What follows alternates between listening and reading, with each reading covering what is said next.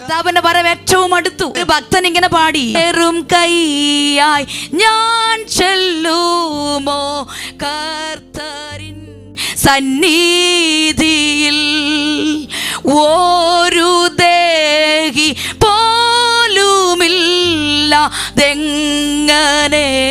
വണങ്ങും ഞാൻ.